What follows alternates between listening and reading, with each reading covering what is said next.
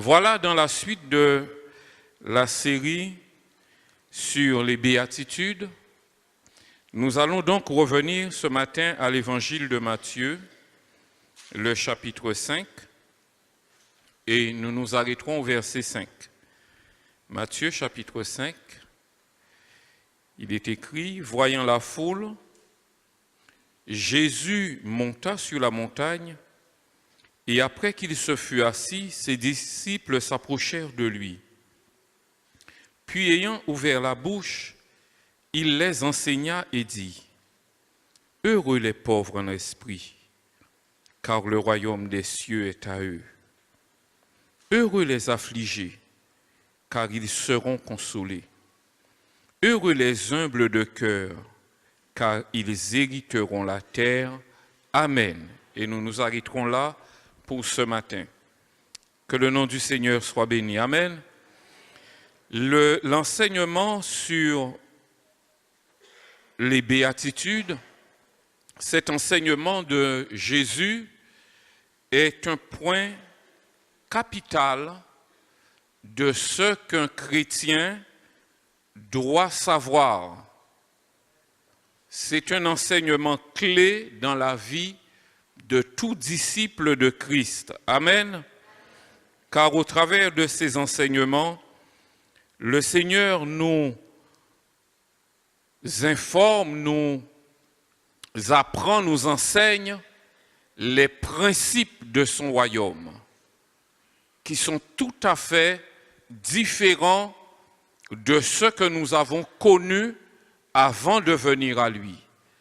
Donc il est important que nous puissions prendre le temps de connaître, comprendre, accepter les principes du royaume du Seigneur. Et dans cet enseignement également, le Seigneur nous montre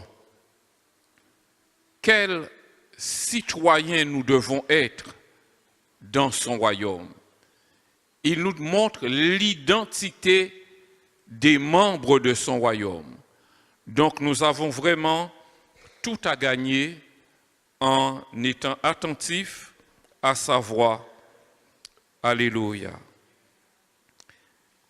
Le verset que nous venons de lire, sur lequel nous nous sommes arrêtés, « Heureux les humbles de cœur, car ils hériteront la terre ». L'adjectif « humble » est rendu dans certaines versions par ceux qui sont doux. D'autres versions encore disent « heureux les débonnaires ». Et ce mot a également le sens de docile.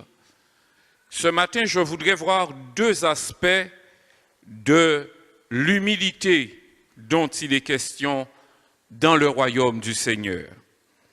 Et nous ferons une première lecture pour illustrer la différence qu'il y a entre les principes du royaume de ce monde dans lequel nous étions autrefois et les principes du royaume de Christ.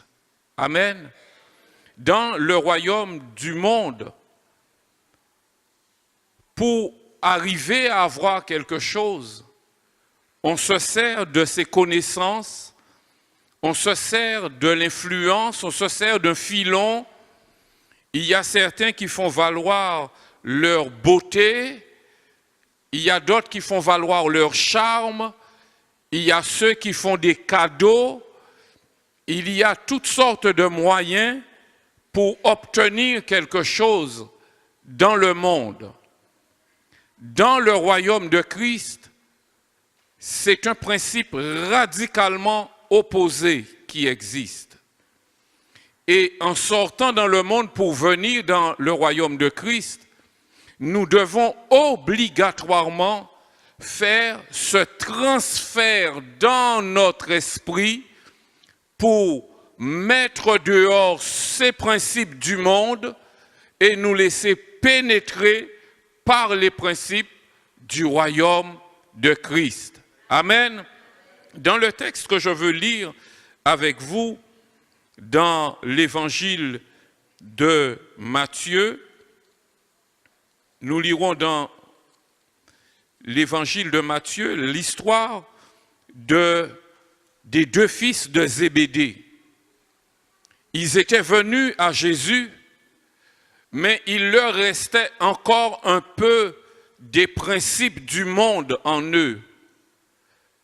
Et dans le texte que nous allons lire, nous allons voir comment le Seigneur pointe du doigt le principe du monde pour le remplacer par le principe de son royaume. Dans l'évangile de Matthieu, chapitre 20, verset 20, il est dit « Alors la mère des fils de Zébédée s'approcha de Jésus avec ses fils et se prosterna pour lui faire une demande. Il lui dit, « Que veux-tu ?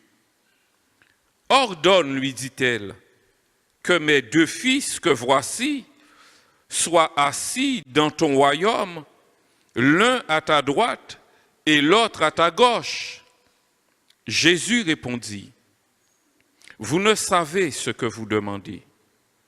Pouvez-vous boire la coupe que je dois boire ? » Nous le pouvons, dirent-ils.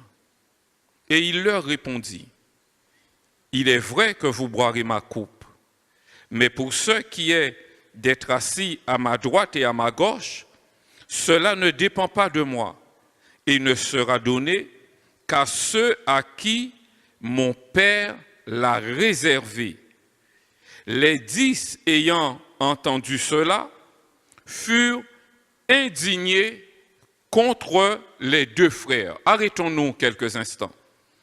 Nous sommes en plein dans un déballement selon les principes du monde. Ils sont venus au Seigneur et ils ont l'ambition d'occuper une position élevée dans le royaume du Seigneur. Alors, je ne sais pas si l'idée est venue d'eux, si l'idée est venue de la mère, mais toujours est-il que c'est un trio qui se présente devant Jésus pour lui faire cette demande. Ils sont venus avec le dossier pour dire ce qu'ils sont capables de faire, pour faire valoir leur ambition dans ce royaume. Et les autres qui ont entendu ça, toujours dans les principes du monde, sont outrés et sont prêts à mettre la main sur eux pour les secouer, pour leur demander « Mais qu'est-ce qui vous passe par la tête ?» Mais sauf qu'on ne sait pas ce qu'eux, ils avaient dans la tête à ce moment-là. On est en plein déballage où on veut obtenir quelque chose, on veut obtenir une position élevée. Et c'est ainsi dans le monde. Quand quelqu'un aspire après une position élevée, il fait valoir une connaissance. Quelqu'un qui connaît quelqu'un qui connaît quelqu'un qui pourra passer un coup de téléphone. Quelqu'un qui pourra appuyer ta demande. Je connais quelqu'un qui travaille là, etc., etc. Mais dans le royaume du Seigneur, il n'y a pas de position élevée qui s'obtienne de cette manière. Même si on peut vouloir obtenir une position élevée, mais c'est Dieu qui le décide. Et ce sera toujours selon la volonté de Dieu et selon les principes qui existent dans son royaume, pas selon notre volonté ni selon nos principes. Alors Jésus les enseigne de manière à changer leur mentalité. Et si nous continuons la lecture au verset 25, Jésus appelle tout le monde et il s'adresse aux autres qui étaient fâchés là. Vous savez que les chefs des nations les tyrannisent et que les grands les asservissent. Il n'en sera pas de même au milieu de vous. Waouh! Normalement, Jésus aurait dû, enfin selon ma compréhension, Je m'attendais à ce que Jésus commence d'abord par, je vais dire le mot même s'il n'est pas approprié, mais vous comprendrez, que Jésus commence par gronder ceux qui ont fait la demande. Mais il se tourne d'abord vers ceux qui se sont fâchés contre leurs frères, en leur disant qu'ils ne soient pas ainsi parmi vous, qu'ils ne soient pas comme on fait dans le monde, où les tyrans tyrannisent, où les grands asservissent, où on règle les problèmes de cette manière-là, qu'ils n'en soient pas ainsi parmi vous. Premier principe du royaume. Et il poursuit en établissant un principe fondamental, verset 26.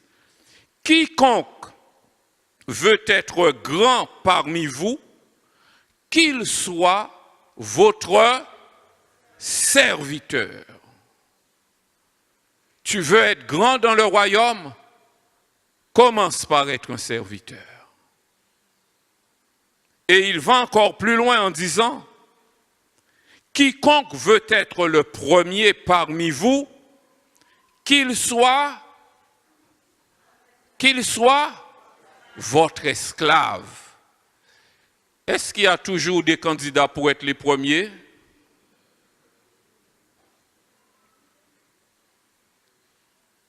Selon les principes dans le monde, on a une haute position et on domine sur tout le monde.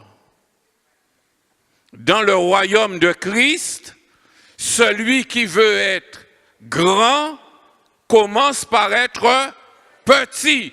Et plus il est petit sur la terre, plus il est grand dans le royaume.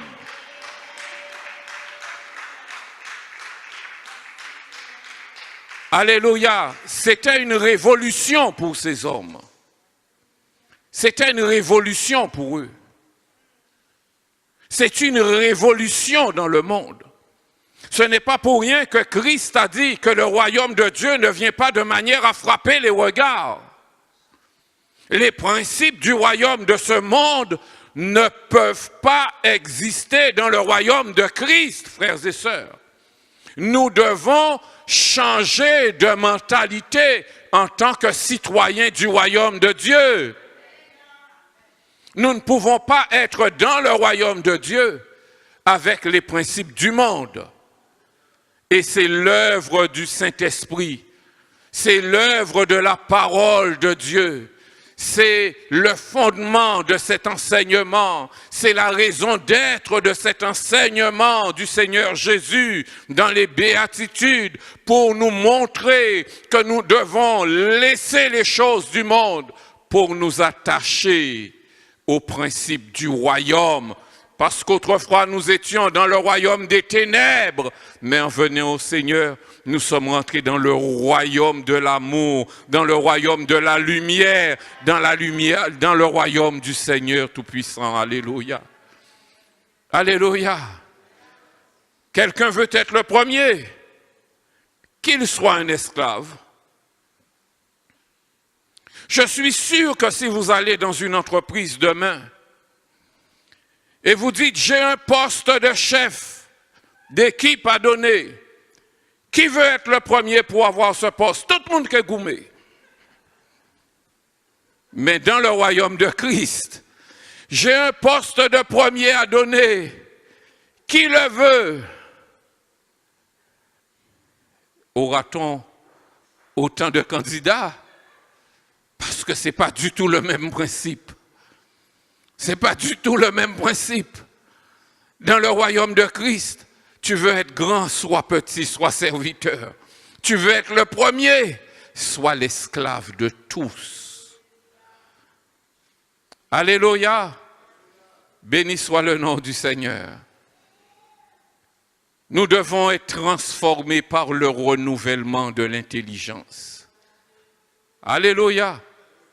Pour rentrer pleinement dans notre identité de citoyen du royaume.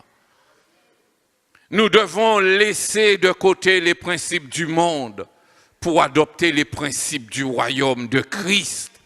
Alléluia. Jacques parle également de ce principe dans l'épître de Jacques, chapitre 2. L'épître de Jacques, chapitre 2, au verset 1er, il dit « Mes frères, que votre foi en notre glorieux Seigneur Jésus-Christ soit exempte de tout favoritisme. Supposez en effet qu'il entre dans votre assemblée un homme avec un anneau d'or et un habit magnifique, et qu'il y entre aussi un pauvre misérablement vêtu.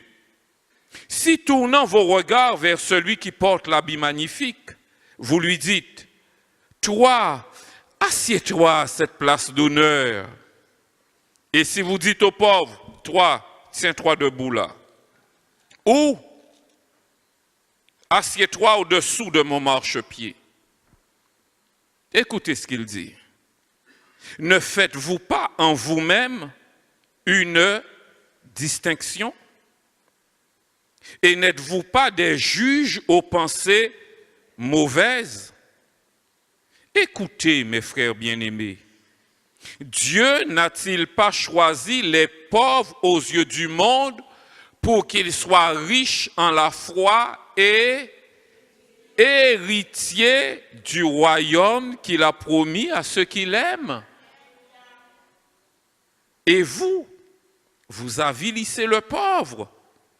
N'est-ce pas les riches qui vous oppriment et qui vous traînent devant les tribunaux? N'est-ce pas eux qui outragent le beau nom que vous portez? Si vous accomplissez la loi royale selon l'Écriture, tu aimeras ton prochain comme toi-même. Vous faites bien si vous accomplissez cette loi. Mais si vous faites du favoritisme, vous commettez un péché. Pas de favoritisme dans le royaume de Christ. Pas de favoritisme. Tu viens avec ton vêtement tergal, un autre vient avec son t-shirt. Ce n'est pas la qualité de ton tissu qui te donne un grade dans la maison du Seigneur. C'est ton identité d'enfant de Dieu. Alléluia. C'est le seul grade qui a de la valeur dans le royaume de Dieu. C'est notre identité d'enfant de Dieu. Alléluia. C'est la seule chose qui compte. Dieu ne fait pas acception de personne. Dieu ne fait pas de favoritisme. Ce n'est pas parce que tu es un chef ou un directeur dans le monde que ça veut dire que dans le royaume de Christ, tu ne peux pas prendre un balai, tu ne peux pas prendre une serpillière, tu ne peux pas prendre une brosse et travailler comme tout le monde.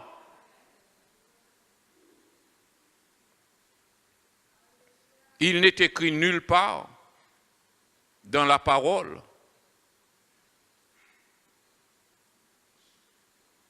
cela n'est écrit nulle part dans la parole. Ça, c'est les principes du monde. Tu es chef dans ton travail, tu viens dans une association, tu es chef tout de suite. Tu viens dans l'association du quartier, tu es chef tout de suite. Tu es chef partout. Mais dans le royaume de Christ, tu veux être chef, commence par être un esclave. Voilà le principe du royaume. Commence par être un serviteur. Commence par être un esclave. Dans le royaume de Christ, ce n'est pas la qualité des tissus, ce n'est pas l'éclat des bijoux qui compte. C'est la qualité du cœur d'enfant de Dieu qui compte. Alléluia. C'est seulement la qualité du cœur d'enfant de Dieu qui compte. Dieu ne fait pas acception de personne. Bien-aimés, nous devons apprendre et nous efforcer à vivre selon les principes du royaume de Dieu, parce que nous sommes membres du royaume de Dieu. Nous ne sommes plus dans le monde. Devons-nous défaire des principes du monde pour vivre uniquement selon les principes du royaume de Dieu. Que le Seigneur nous aide et que nous puissions vraiment, dans sa parole, ouvrir nos cœurs, ouvrir nos intelligences et nous laisser renouveler. J'avais dit 2 aspects de la personnalité de celui qui est humble. D'abord, cet aspect que nous venons d'évoquer, et en m'appuyant sur le sens de ce mot qui veut dire docile. Heureux ceux qui sont dociles, car ils hériteront la terre. Je veux m'arrêter quelques instants sur celui qui est docile. Quand on lit dans la Bible, heureux les débonnaires, débonnaires, ça veut dire plein de choses et en même temps, ça ne veut rien dire. Moi, au début, quand j'ai lu ce texte, au départ, j'ai lu heureux les débonnaires, ben, avec les références que j'avais, pour moi, dans ma tête, quelqu'un qui est débonnaire, c'est quelqu'un qui est cool. Il est gentil avec tout le monde, il est sage, il est doux, il est quelqu'un qui plane un peu, quoi. C'est pas planer qui fait rentrer dans le royaume de Dieu. S'il suffisait simplement d'être doux pour rentrer dans le royaume de Dieu, croyez-moi, l'industrie pharmaceutique se serait déjà emparée de ce marché-là et on aurait déjà inventé une pilule qui permet de devenir doux et tout le monde serait doux.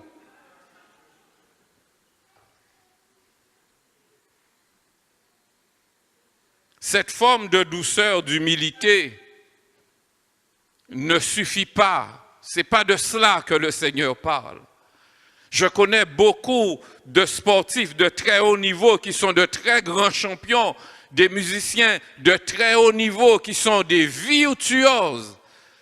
Et ce qui frappe quand on est au contact de ces gens, plus ils sont forts, on se rend compte, plus ils sont humbles.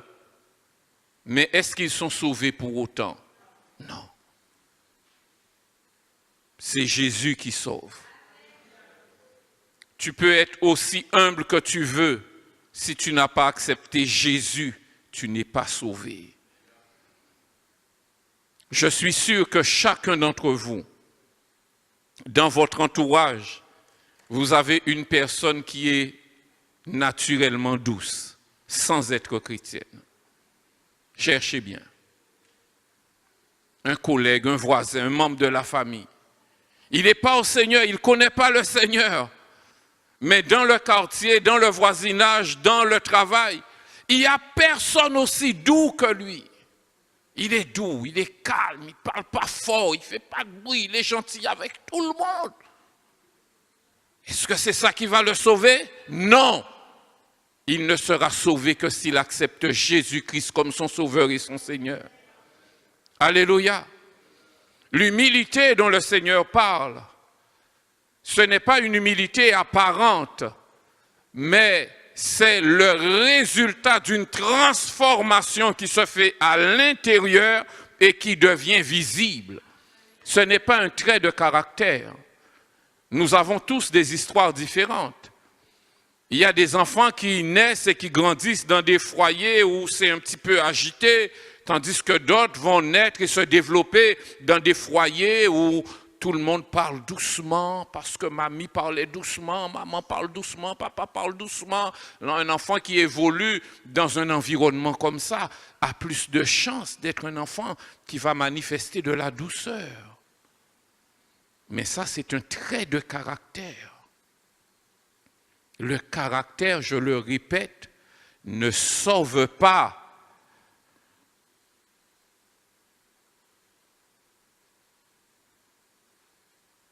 Lorsque Jésus dit « Heureux ceux qui sont humbles de cœur », qu'on peut aussi traduire par « Heureux ceux qui sont dociles », c'est parce que lui-même s'apprêtait à démontrer cela. Et le prophète Ésaïe, longtemps auparavant, avait vu cet homme docile, avait prophétisé Et Jésus, en disant « Heureux ceux qui sont humbles de cœur, heureux ceux qui sont dociles », s'apprêtait à accomplir la prophétie du prophète Ésaïe que nous pouvons lire dans Ésaïe, le chapitre 53, si vous voulez bien. Ésaïe, chapitre 53. Ésaïe, chapitre 53, au verset 1er, il est écrit « Qui a cru à ce qui nous était annoncé? Qui a reconnu le bras de l'Éternel? Il s'est élevé devant lui comme une faible plante, comme un rejeton qui sort d'une terre desséchée. Il n'avait ni beauté ni éclat pour attirer nos regards, et son aspect n'avait rien pour nous plaire. Méprisé et abandonné des hommes, homme de douleur et habitué à la souffrance, semblable à celui dont on détourne le visage, nous l'avons dédaigné, nous n'avons fait de lui aucun cas. Cependant, ce sont nos souffrances qu'il a portées. C'est de nos douleurs qu'il s'est chargé. Et nous l'avons considéré comme puni, frappé de Dieu et humilié. Mais il était blessé pour nos péchés, brisé pour nos iniquités. Le châtiment qui nous donne la paix est tombé sur lui. Et c'est par ces meurtrissures que nous sommes guéris. Vous avez vu les verbes, les termes qui sont utilisés là. Il a été frappé, humilié, blessé, brisé. Le châtiment est tombé sur lui.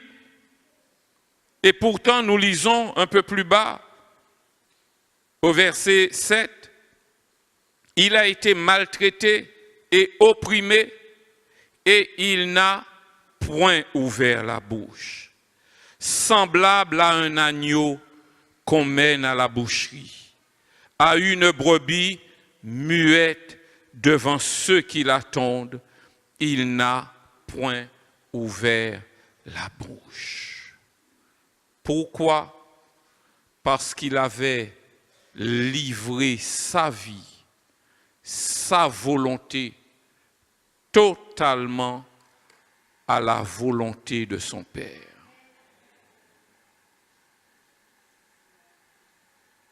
Voilà l'homme docile, la femme docile que le Seigneur veut voir dans son royaume.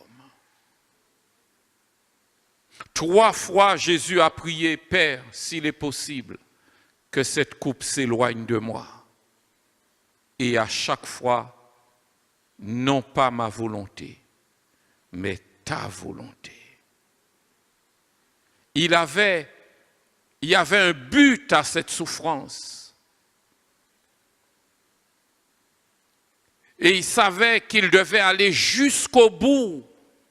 Ce n'était pas son choix, mais il était soumis à la volonté souveraine de Dieu. Bien-aimé, c'est ça l'humilité. Il n'y a pas d'humilité sans soumission totale à la volonté de Dieu. Ce sont de tels hommes, de telles femmes qui hériteront la terre. C'est d'eux que Jésus parlait. Ce n'est pas ceux qui parlent doucement seulement, mais on ne sait pas ce qu'il y a à l'intérieur. Ce n'est pas ceux qui ne feraient pas de mal à une mouche, mais qui sont capables de tuer le frère ou la sœur avec la langue derrière. Mais c'est ceux qui sont totalement soumis, livrés à la volonté de Dieu. Alléluia. Et c'était le cas pour Jésus. C'est important de nous rappeler, frères et sœurs, que Jésus n'a pas été arrêté par les Romains parce qu'il était fatigué. Jésus n'a pas été arrêté par les Romains parce qu'il avait commis une imprudence. Jésus n'a pas été arrêté par les Romains parce que le service secret romain était devenu très performant et ils avaient obtenu des informations pour leur dire où et comment ils pouvaient arrêter Jésus. Jésus a été arrêté par les Romains parce que c'était la volonté de Dieu. Et c'est ce qui nous est dit par Pierre dans le livre des Actes chapitre 2 verset 23. Actes chapitre 2 verset 23.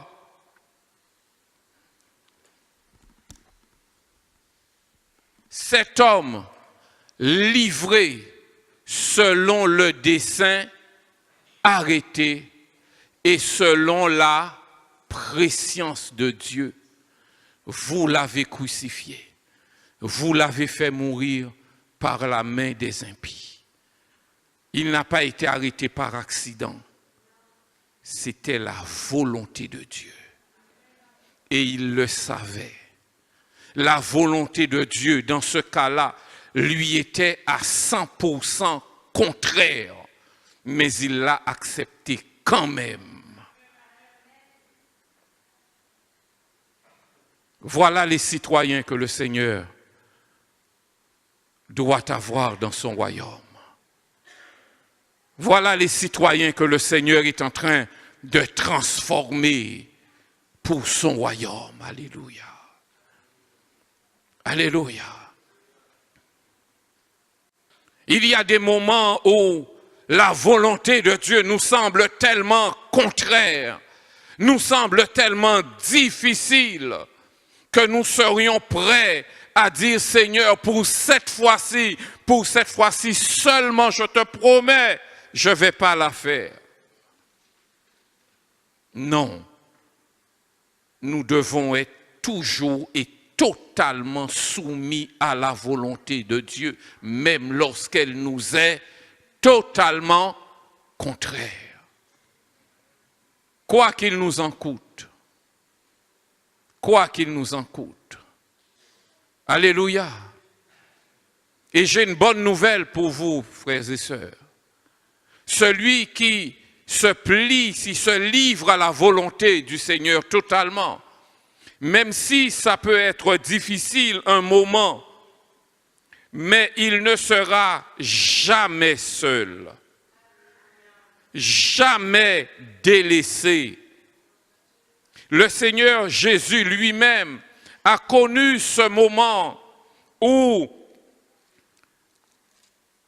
il y a une profonde solitude qui vient, il y a une profonde angoisse qui vient, mais longtemps avant, David avait vu cette scène et David avait connu les paroles qui sortiraient de la bouche du Seigneur à ce moment-là. Et c'est ce que nous trouvons toujours dans Actes chapitre 2, au verset 25. Il est écrit, car David dit de lui, « Je voyais constamment le Seigneur devant moi, parce qu'il est à ma droite, afin que je ne sois point ébranlé. Aussi mon cœur est dans la joie et ma langue dans l'allégresse, et même ma chair reposera avec espérance, car tu n'abandonneras pas mon âme dans le séjour des morts, et tu ne permettras pas que ton sein voie la corruption. Tu m'as fait connaître les sentiers de la vie, tu me rempliras de joie par ta présence. » Alléluia. Voilà le lot de celui qui se livre totalement à la volonté du Seigneur. Alléluia. Heureux celui qui est docile. Heureuse celle qui est docile, soumise à la volonté du Seigneur, car un héritage lui est préparé. La Bible dit qu'il héritera, qu'elle héritera la terre. Mais de quelle terre parlons-nous, frères et sœurs? Est-ce que nous parlons de cette terre sur laquelle nous marchons maintenant? Cette terre chlordéconée, cette terre déréglée, envahie par les sargasses. Maintenant, on se trouve même à avoir de la grêle en Guadeloupe. Il n'y a plus de temps, il n'y a plus de saison. Est-ce que c'est cette terre-là que nous espérons hériter? Moi, je n'en veux pas. Moi, je n'en veux pas. Vous vous rendez compte, en Guadeloupe, au début, on a commencé en nous disant, si tu manges des ignames, si tu manges des patates, tout ce qui pousse sous le sol, ça peut être rempli de chlordécone. Et maintenant, on te dit, si tu manges du poisson, quel est le rapport? Poisson, ne peut plus manger du poisson, ne peut pas manger crabe, ou ne peut pas manger poisson, ne peut pas manger poulet, il y a du chlordécone partout. C'est cette terre-là que vous voulez hériter. Moi, non.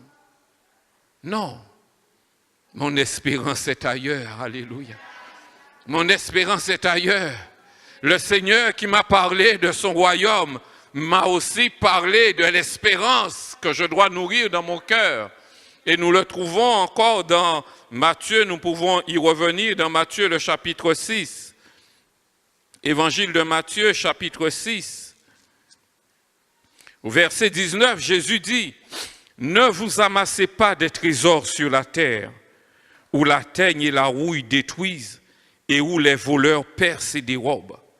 Mais amassez-vous des trésors dans le ciel, où la teigne et la rouille ne détruisent point, et où les voleurs ne percent ni ne dérobent.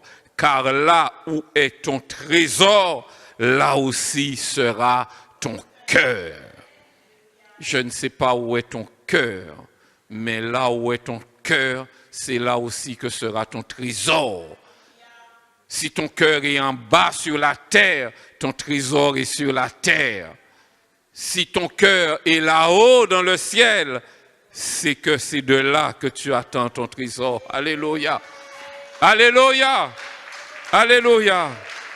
Alléluia. Dans son épître aux Colossiens, Colossiens chapitre 3, Colossiens chapitre 3,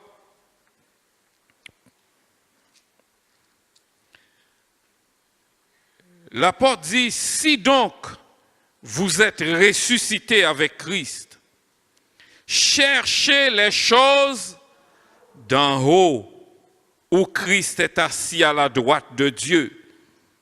Attachez-vous aux choses d'en haut et non à celles qui sont sur la terre, car vous êtes morts et votre vie est cachée avec Christ en Dieu.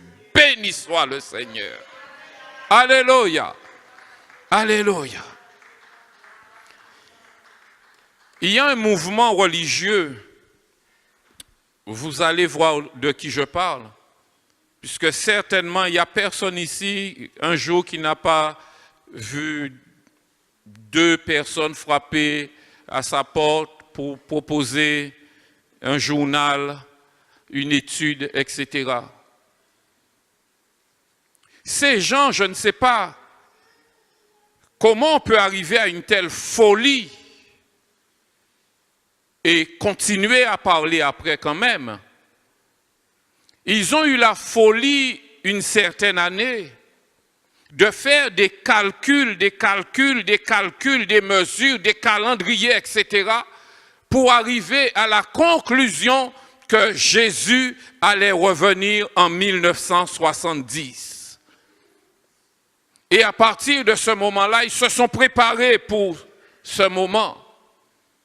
Et comme pour eux, leur espérance est sur la terre, on m'a raconté, je ne sais pas si c'est vrai, qu'il y a certains parmi eux qui étaient tellement convaincus que le Seigneur allait revenir pour exterminer tous les méchants qui se sont dit, c'est pas la peine de construire des maisons, c'est pas la peine d'acheter des maisons, les méchants seront exterminés, nous n'avons qu'à choisir nos maisons. Et il y en a des fous, il y en a des folles qui passaient et qui regardaient des maisons pour dire, le Seigneur va revenir, moi j'aurai cette maison-là. Quelle folie! Quelle folie! Leur espérance était sur la terre. Mon espérance n'est pas sur la terre. Pas cette terre-là. Pas cette terre-là, bien-aimé. De toute façon, cette terre-là, elle est vouée à la disparition. Pour ceux qui ne le savent pas, cette terre-là est appelée à disparaître. Dans Ésaïe, au chapitre 67, l'Éternel dit déjà, je vais faire de nouveaux cieux et une nouvelle terre. Alléluia. Et dans l'épître de Pierre, chapitre 3, nous pouvons le lire ensemble. Pierre, chapitre 3, 2 Pierre, pardon, chapitre 3.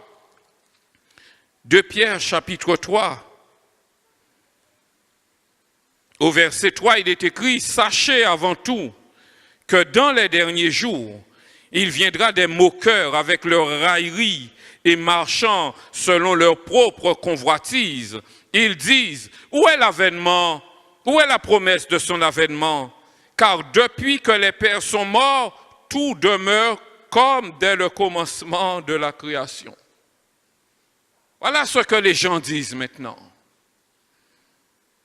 Ils veulent ignorer en effet que des cieux existèrent autrefois par la parole de Dieu, ainsi qu'une terre tirée de l'eau est formée au moyen de l'eau, et que par ces choses, le monde d'alors périt, submergé par l'eau, mais par la même parole, les cieux et la terre d'à présent sont gardés et réservés pour le feu, pour le jour du jugement et de la ruine des hommes impies.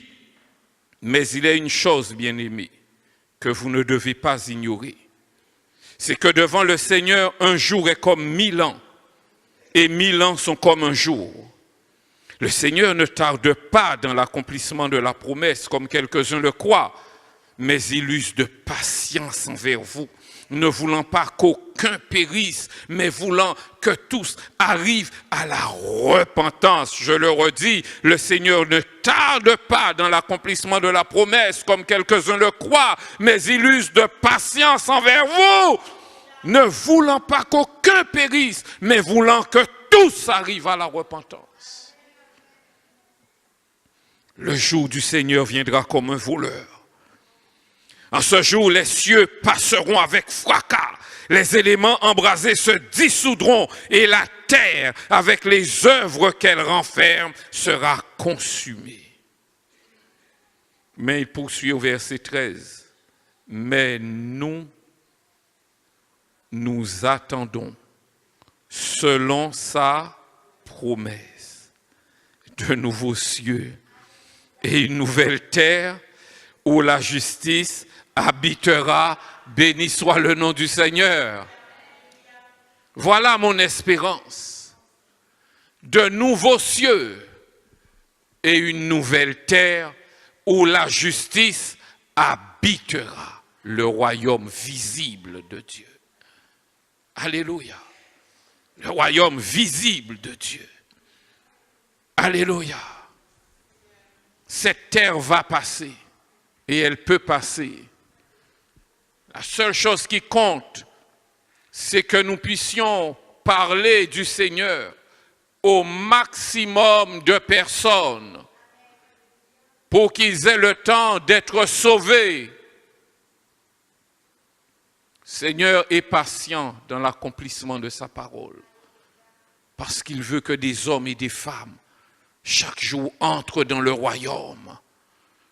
Parce qu'il n'a pas destiné les hommes à la perdition, mais Dieu a destiné les hommes et les femmes au salut par Jésus-Christ. Car Jésus lui-même a dit, car Dieu a tant aimé le monde, qu'il a donné son Fils unique, afin que quiconque croit en lui ne périsse point, mais qu'il ait la vie éternelle. La volonté de Dieu, ce n'est pas que les hommes et les femmes meurent, mais c'est que des hommes et des femmes soient sauvés.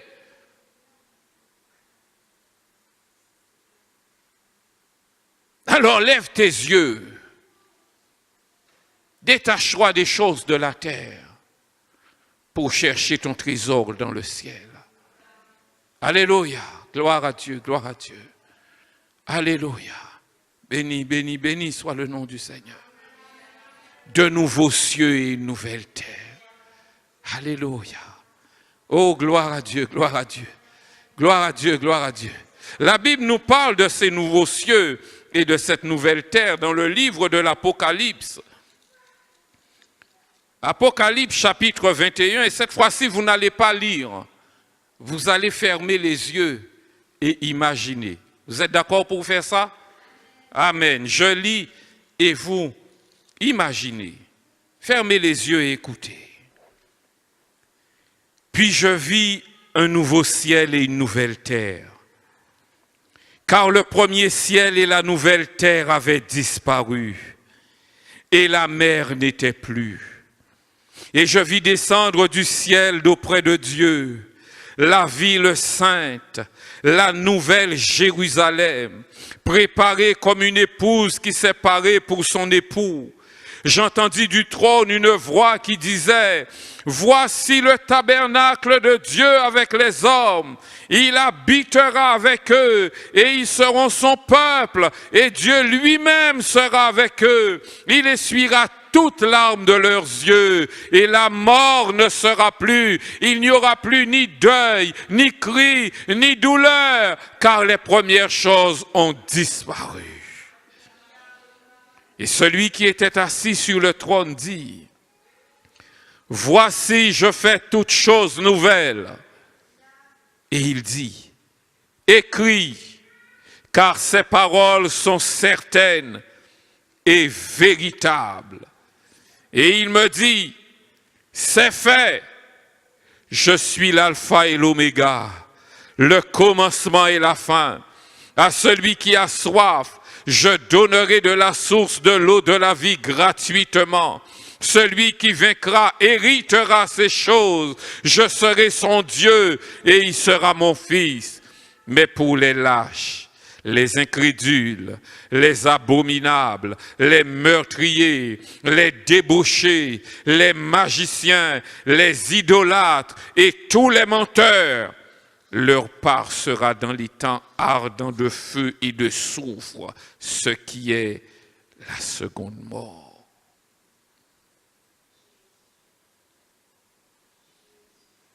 Dieu a un plan tellement merveilleux pour toi. Il serait dommage que ce plan ne puisse s'accomplir dans ta vie et que tu passes à côté du bonheur. Toujours dans Apocalypse chapitre 20, verset 6, il y a une proclamation, encore une béatitude. Il est écrit « Heureux et saints ceux qui ont part à la première résurrection. La seconde mort n'a point de pouvoir sur eux. Mais ils seront sacrificateurs de Dieu et de Christ, et ils régneront avec lui pendant 1000 ans. » Alléluia. Ceux qui auront part à la première résurrection. Alléluia. Alléluia. Ceux qui auront été dociles et laissé le Seigneur régner sur eux. C'est ceux-là qui hériteront la terre. Et c'est cela que Jésus a voulu dire. Heureux ceux qui sont dociles. Ça veut dire heureux ceux qui acceptent, ceux qui recherchent et qui acceptent le règne de Dieu sur leur vie. Qui acceptent la volonté de Dieu pour leur vie et la volonté de Dieu dans leur vie. Ceux-là hériteront la terre. Et dans Apocalypse toujours, chapitre 5, verset 10. Apocalypse 5, on peut commencer au verset 8. Quand il eut pris le livre, les 4 êtres vivants et les 24 vieillards se prosternèrent devant l'agneau, tenant chacun une harpe et des coupes d'or remplies de parfums qui sont les prières des saints. Et ils chantaient un cantique nouveau en disant, « Tu es digne de prendre le livre et d'en ouvrir les sceaux, car tu as été immolé et tu as racheté pour Dieu par ton sang des hommes de toute tribu, de toute langue, de tout peuple et de toute nation. Tu as fait d'eux un royaume et des sacrificateurs pour notre Dieu, et ils régneront sur la terre Amen. Il n'a pas dit tu as racheté des Juifs seulement. Mais il a dit bien des hommes de toute langue, de toute nation, de toute race, de toute tribu. Alléluia. Nous sommes dedans aussi. Béni soit l'Éternel. Béni soit l'Éternel. Nous sommes dedans aussi. Nous sommes dedans aussi. Alléluia. Alléluia. Alléluia. Jésus nous a donné l'exemple en se montrant humble comme une brebis muette devant ceux qui l'attendent. On lui arrachait la barbe, il n'a point répondu. On lui a craché au visage, il n'a point répondu. On l'a frappé, il n'a point répondu. On l'a placé sur une croix, il n'a point répondu. On lui a cloué les deux mains et les deux pieds, il n'a point répondu. Parce qu'il était totalement livré à la volonté de Dieu. Mais à la fin, il a pu pousser ce cri de victoire, ce cri de triomphe, en disant tout est accompli. Alléluia. Tout est accompli. Alléluia. Alléluia. Il a poussé ce cri de victoire. Tout est accompli. La volonté de mon Père était dure. Mais je l'ai accepté. Et il m'a fortifié. Et je l'ai traversé. Et je peux pousser un cri de triomphe. C'est pour cela que Jésus dit, heureux ceux qui sont dociles, car un jour, ils pousseront un cri de triomphe. Pour dire c'était dur, c'était difficile, il y avait des combats, il y avait des tentations, j'ai voulu laisser tomber, mais je ne sais pas, il y a toujours eu une force pour me relever, pour me pousser en avant, et j'ai pu avancer un pas à la fois, je suis tombé, je me suis relevé, le Seigneur m'a toujours secouru, et aujourd'hui je regarde en arrière pour dire, heureux je suis, car je suis un héritier du royaume.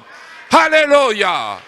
Je suis heureux, car je suis un héritier du royaume. C'est la volonté de Dieu pour toi. C'est la volonté de Dieu pour toi, ma sœur. C'est la volonté de Dieu pour toi, mon frère. C'est la volonté de Dieu pour toi, mon ami. Dieu veut que tu rentres dans le royaume.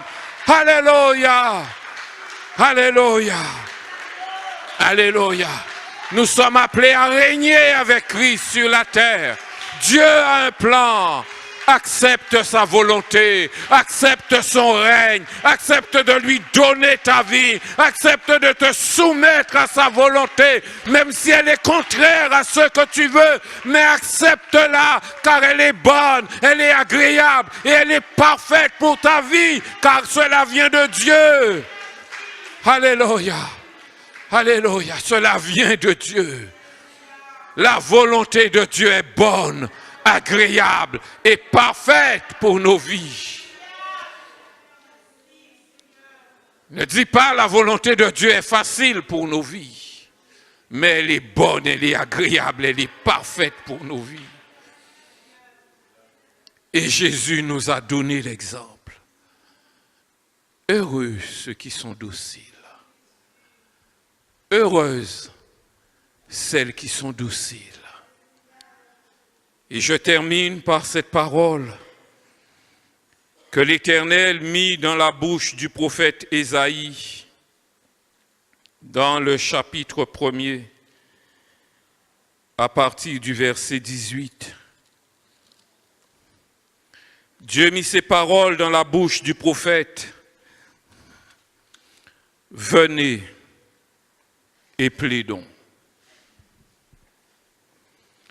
Si vos péchés sont comme le cramoisi, ils deviendront blancs comme la neige. S'ils sont rouges comme la pourpre, ils deviendront comme la laine. Si vous avez de la bonne volonté et si vous êtes docile, vous mangerez les meilleures productions du pays. Mais si vous résistez, si vous êtes rebelle, vous serez dévorés par le glaive, car la bouche de l'Éternel a parlé. Et au verset 28, il dit, et ceux qui abandonnent l'Éternel, ceux qui s'éloignent de l'Éternel périront. Heureux ceux qui sont dociles. Heureuses celles qui sont dociles. Il y a un avenir glorieux qui les attend. Ils hériteront la nouvelle terre et ils régneront dessus avec Christ.